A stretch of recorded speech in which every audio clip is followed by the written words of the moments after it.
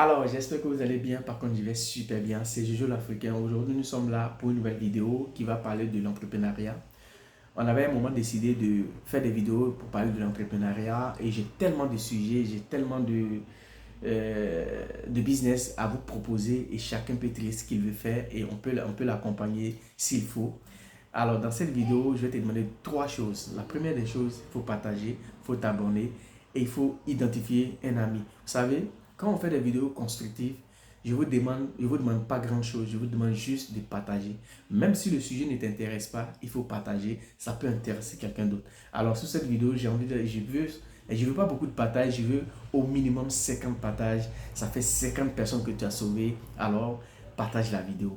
Et je vais te dire, jeune entrepreneur, tu viens de commencer ton business ou tu veux même monter ton business. Il y a d'autres choses que tu peux utiliser pour avoir l'audience, pour faire connaître ton entreprise, les réseaux sociaux. Alors, dans cette vidéo, je vais te donner les quatre. Il y a beaucoup de stratégies, mais je vais te donner quatre seulement que tu vas utiliser pour faire connaître ton business sur les réseaux sociaux ou même hors même des réseaux sociaux, mais pour faire connaître ton business. La première des choses, numéro un, ça demande beaucoup de patience quand tu crées un business. C'est pas parce que tu as monté ton business aujourd'hui ou dans un an et dans un an plus tôt que ça va marcher directement. Non. Tout ce qui est patience, elle paye. Parce que la patience paye toujours. Pour quelqu'un qui est patient, quand il crée son entreprise, ça doit toujours payer. Je peux créer mon entreprise, l'autre peut créer aujourd'hui. Pour lui, peut marcher, pour moi, peut retarder. Mais si je suis patient et que j'utilise cette technique que je vais donner, alors ça peut marcher. Donc, la patience, elle paye. Et construire aussi une audience autour, construire une audience, ça demande beaucoup de boulot. Ça demande beaucoup de boulot. Ne vous laissez jamais, jamais, jamais, jamais décourager par souvent la croissance qui peut être très lente. Et si tu vois que ton audience que tu es en train de monter, ça c'est un peu lent, tu ne sais pas comment t'arranger, il ne faut pas te décourager. Continue, continue, continue, continue, parce qu'il y a plusieurs façons de développer son audience. Donc, la première des choses, j'ai dit, c'est la patience. Et en même temps, la patience est accompagnée de beaucoup de boulot. Parce que tu ne veux pas être patient et tu ne travailles pas et tu ne cherches pas comment faire pour développer ton business et tu dis que tu es patient. Tu vas sortir zéro. La deuxième des choses, c'est qu'aujourd'hui, soit tu crées ton entreprise et tu dis, bon, comment je vais faire pour arriver sur les réseaux sociaux? La première des choses, crée ta page. Simple. Et tu crées ta page Facebook. Tu peux aussi créer euh, Facebook, YouTube, tout ce qui est réseaux sociaux, tu peux créer tout, Facebook, YouTube, tout, crée tout ce que tu connais. Et mais ton pion même, c'est d'être WhatsApp. Parce que tu as beaucoup d'amis sur Facebook, sur ton compte même Facebook ou en WhatsApp.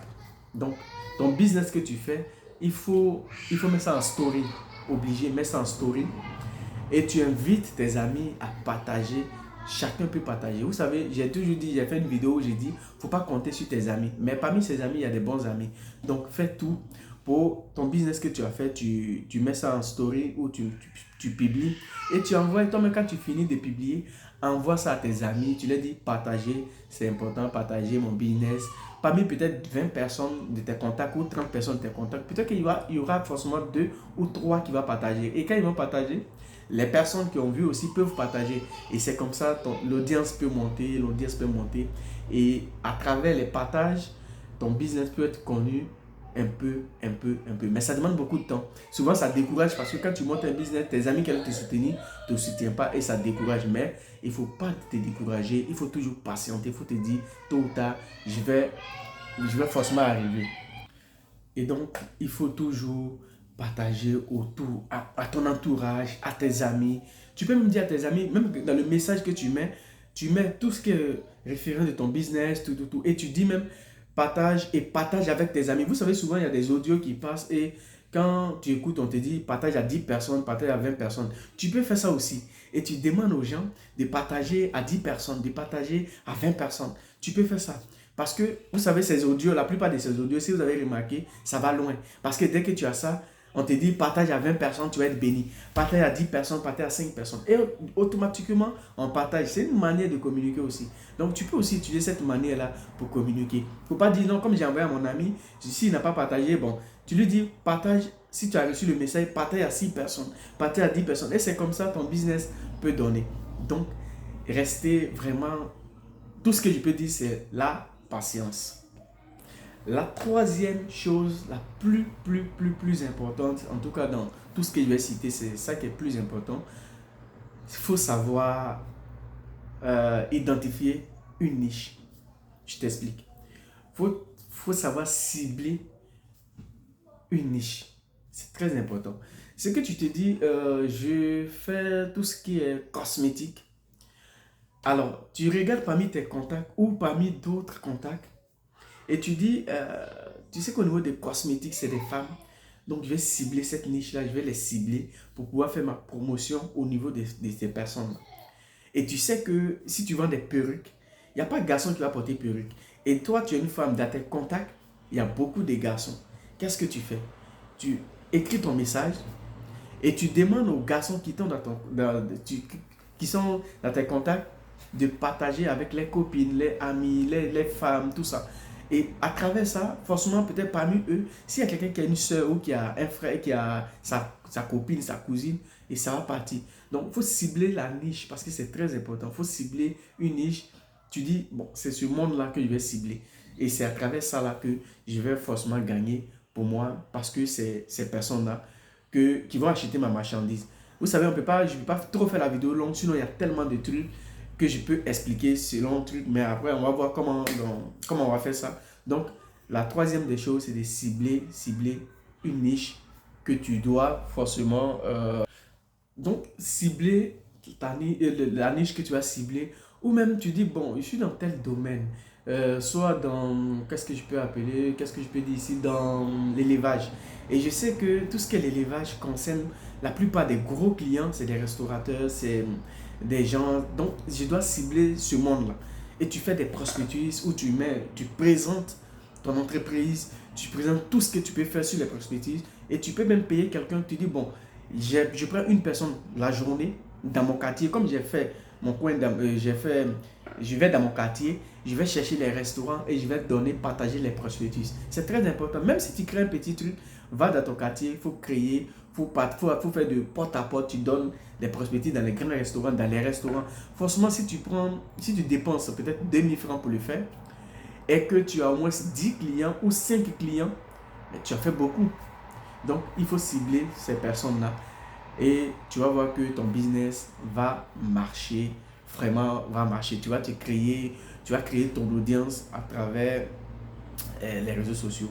Et la quatrième des choses, c'est qu'il faut connaître ton public. Ça vient toujours dans le truc de cibler, il faut connaître ton public.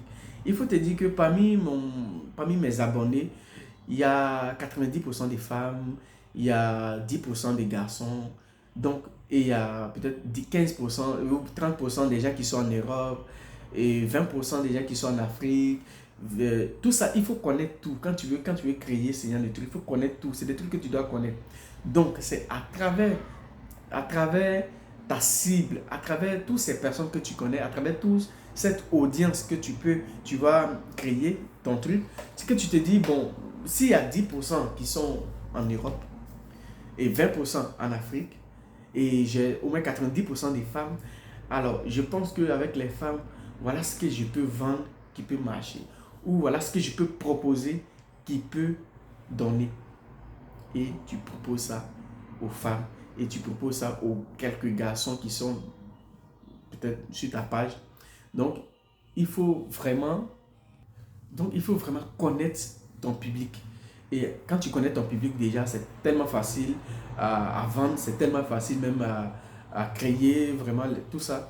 Et là, bon, je vais ajouter cinquième. Il y a tellement beaucoup, en fait, il y a beaucoup. C'est qu'on ne peut pas expliquer pour rentrer vraiment dans les longs trucs parce que après, c'est plus intéressant. Et pour terminer, pour clore, en fait, tout ça, il faut savoir à quel moment tu fais ta publication. Ça, c'est très important. C'est que nous tous, hein, moi-même, tout le monde, on le fait. C'est que tu ne sais pas à quel moment tu fais la publication. Oh, pourtant, c'est une grosse erreur, mais on a l'habitude de le faire. Tu ne sais pas si c'est un direct tu veux faire. Il faut savoir à quel moment ton public est là. Parce que tu fais ton direct à travers ton public d'abord et le reste, c'est à travers les partages que le reste va venir. Donc, ce truc-là, c'est pourquoi souvent tu fais des directs, tu n'as pas beaucoup de personnes en ligne. Parce que tu ne maîtrises pas le calendrier de la moitié de ton public. Ça, c'est très important. Donc, si tu respectes toutes ces règles, jusqu'à cinquième règle qui est efficace. Connaître le calendrier de ton public. Tu dis, bon, écoute, je sais que à 19h, si je publie une vidéo sur mon business, à 19h, j'ai au moins 80% de mon public qui est là.